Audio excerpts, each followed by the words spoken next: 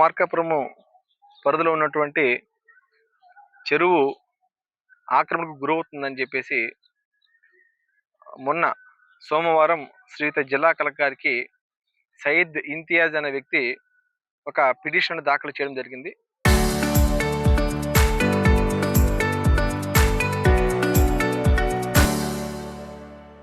దాంట్లో భాగంగా ఇరిగేషన్ శాఖ అట్లాగే రెవెన్యూ శాఖ సంయుక్తంగా ఈ రోజున చెరువుని మొత్తం కూడాను సర్వే చేయడం జరిగింది. ఈ సర్వే చేసిన తర్వాత చెరువు అనేది ఎక్కడ ఆక్రమణకు గురి కాబడలేదు. చెరువుకి తూర్పునటువంటి పట్టా భూములు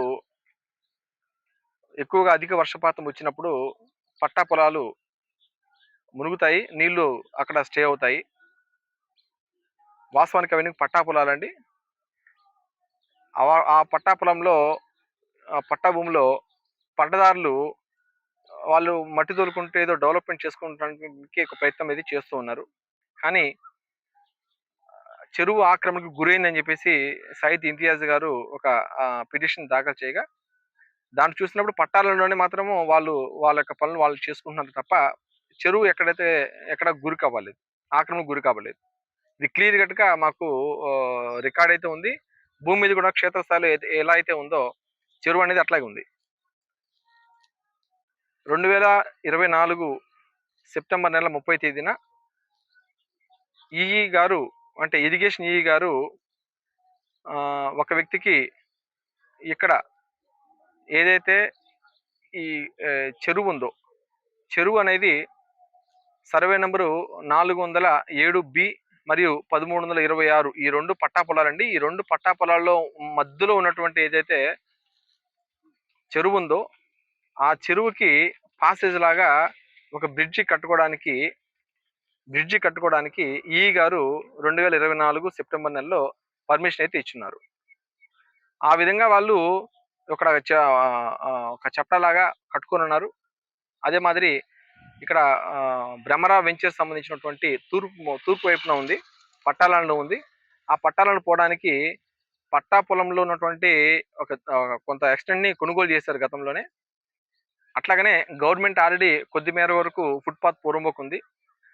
ఫుట్పాత్ పూర్వముఖ తర్వాత చెరువు పూర్వముఖ వస్తుంది. చెరువు పూర్వముఖ తర్వాత పట్ట పొలం వస్తుంది. వాళ్ళు ఈ ఇరిగేషన్ వారి ద్వారా వారు పర్మిషన్ తీసుకుని చెప్పేసి చట్టా వేశారు. దీన్ని ఆనుకొని వాళ్ళ యొక్క లేఅవుట్లో పోవడానికి పట్టా పొలాన్ని కొనుగోలు చేసి వాళ్ళు రోడ్డు వేసుకున్నారు. ఇదంతా కూడాను గత 2-3 సంవత్సరాల నుంచి నడుస్తూ ఉంది. మేము మానేడుకు వచ్చినప్పుడు లాస్ట్ టైం కూడాను క్షేత్రస్థాయిలో పరిశీలించాం. ఎక్కడ చెరువు ఆక్రమణ గురి కాకుండా కూడా చర్యలు తీసుకున్నాం. ఇక్కడ పట్టా పొలంలో ఉన్నటువంటి రోడ్డుకి ఇరువైపులా ఏదైతే ఎడ్జెస్ ఉన్నాయో ఆ ఎడ్జెస్లో భ్రమరా వెంచర్స్ వాళ్ళు ఒక ఫెన్సింగ్ వేశారనేది చుట్టుపక్కల పట్టదాలు వచ్చి అబ్జెక్షన్ పెడుతున్నటువంటి విషయం. అది రిటర్న్గా మాకు ఇంతవరకు రాలేదు. కానీ భూమి చూస్తేనేమన్నా ఇరువైపులా ఫెన్సింగ్ అయితే వేస్తున్నారు. అది ఎందుకు వేశారు ఏందనేది కూడా విచారిస్తాం. దానికి తగినటువంటి బాధ్యతలు మేము ఈ పాటికి మమ్మల్ని కలిశారు. వాళ్ళ దగ్గర రిప్రజెంటేషన్ తీసుకొని చట్ట ప్రకారంగా ఏ విధంగా చర్య తీసుకోవాలో ఆ విధంగా చర్య తీసుకుంటాం. కానీ కొంతమంది కావాలని చెరువు ఆక్రమణ చేస్తున్నారు, అధికారులు పట్టించుకోవట్లేదు అనే ఒక ఆరోపణలు అనేది చాలా ఇబ్బందికరంగా ఉంది. ఎక్కడ కూడాను ప్రభుత్వ భూముల్ని ఎక్కడైనా ఎవరైనా సరే ఆక్రమిస్తే రెవెన్యూ శాఖ అట్లాగనే మిగతా శాఖలతోటి సంయుక్తంగా ప్రభుత్వ భూమిని కాపాడుకుంటూ దాదాపు కొన్ని వందల ఎకరాలు ఈ 2 సంవత్సరాల్లో మనం ప్రభుత్వం స్వాధీనం చేసుకోవడం జరిగింది. ఇది అందరికీ తెలిసిందే.